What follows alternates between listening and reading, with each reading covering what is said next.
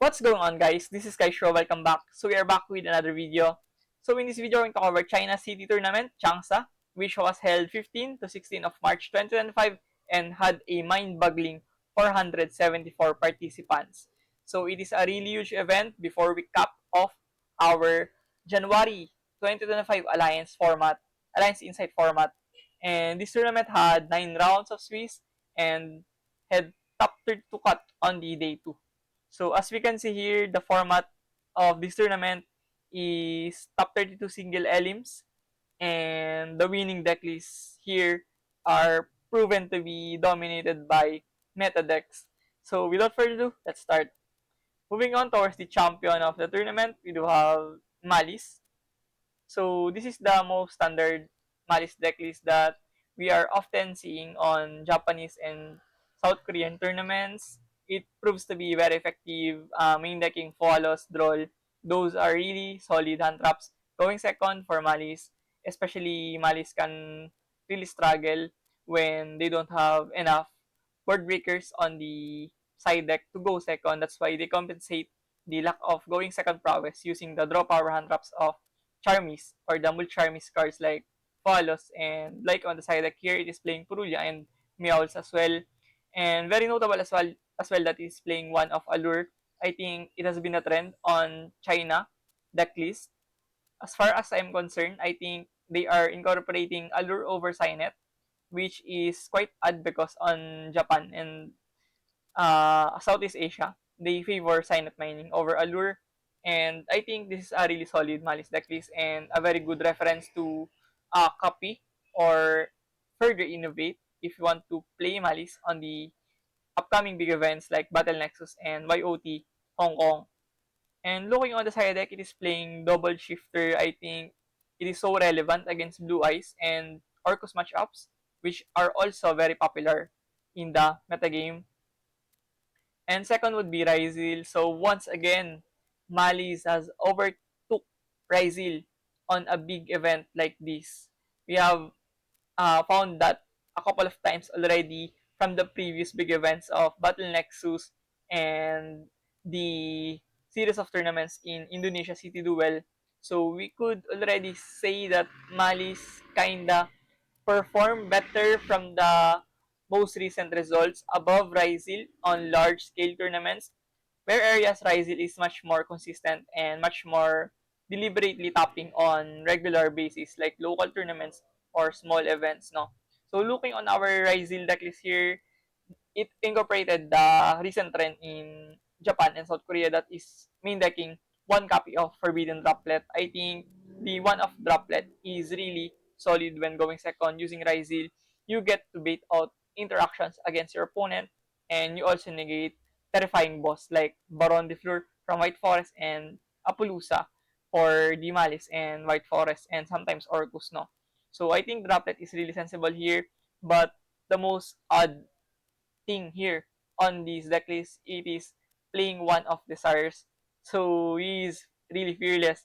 He doesn't really care about banishing his important cards using Desires as long as he pluses with two cards on the Desires. So I think this is also rational considering that you're also playing one of Prosperity. So you only need one Desires and you only need one Desires to resolve in the game because you would lose so much cards if you just play two Desires in the game, no? So I think only one Desires here is enough. And on the side deck, it is once again playing Metal Throne, who's really solid against the Mirror match, considering that it is one of the best board breakers against the Mirror. You eliminate the detonator of your opponent and you capitalize from that, no? Your opponent doesn't have any more interruptions aside from the field spell or stuff like the thruster. So it is really solid going second. And the third fourth would be Grass Malice once again. I think Grass Malice is much more successful on big events other than the locals events. No, I think Grass Malice just have that X factor, that extra gas, that extra explosiveness going second, going first. You have so much tools, and it is even playing Eyeball or Ibli lock. It is one of the ways to lock out your opponents from playing, and it's really nasty once you go first and you have so much things here. 3 Signet, 3 Trust, and you have like 3 Fairy Tail as well. And half of your deck are hand traps and board breakers. So it's just really sensible to play Malice this way using the grass. And we do have seen Salesban once again. I think Salesban is really one of the most underrated cards in this meta. Once you don't respect Salesban and you're not prepared against facing Salesban, you're going to suffer very bad. And a lot of people doesn't have that much knowledge facing against Salesban because first, it is really hard to play around this card. And second, it is really unpredictable. You never know if you are going to get hit with sales ban.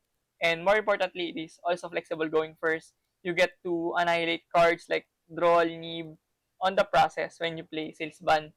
And third for to the Finsmith Evil Twin for the third or fourth consecutive time from the recent big events of Asia Campus League tournaments and Battle Nexus tournaments and City Duel Indonesia tournaments, we now have seen another Finsmith Evil Twin. So safe to say that Evil Twin is probably the best Finsmith deck at the moment, no? It far overshadows things like Finsmith Snake Eyes and other Finsmith variants like White Forest, Azamina, no? I think it has outperformed a lot of decks considering that Orcus and Blue Eyes Primate are also topping, but the other decks beneath that like Christian, for example, no? And stuff like Gem Knights and Tenpai Dragon, Regenesis, it overperformed those decks using the Finsmith Evil Twin. I think it stems down to the amount of sheer hand traps that they can play, playing Nib, Lancea, Droll, Follows, and Imperms and Veilers, those ordinary hand traps, just makes that slight amount of difference against those decks, which has lesser space for non-engines in the main deck and can be quite pluggy on situations where they often use Finsmith or Azamina on their sub-engines. And once again, it is playing Pankrataps. I really fancy playing Pankrataps right now. I think is really heavily underrated at this moment. And it just out so many cards. Backrow, Floodgates, Problematic Monsters, you name them all. All of those stuff can be dealt with Pankrataps. And it's really easy considering that it's a free summon and it has 2/6 stat line attack. So it's really solid as a way to go second and probably a flexible card to answer those floodgates setups.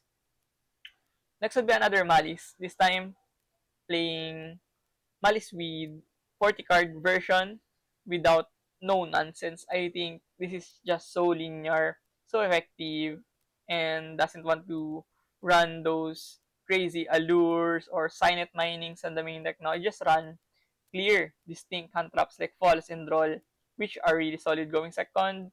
And also, once again, playing a code, I think from the past 2-3 weeks, Malice players are opting to play a code more often than the previous months, 2 months before. Post Alin, I think the a code is just so sensible here. And once again, playing Metal Tronus, I think Metal Tronus is just immense against Ryzil. They are even playing one detonator on their extra deck just to have answers towards the Ryzil. And 9 to 16 would be Malice. This time playing double Purulya on the main deck on top of the triple Fualos. And of course, playing the Gold Sark and no Signet, no Allure. And yeah, I think it is just so rational as well, like the previous one.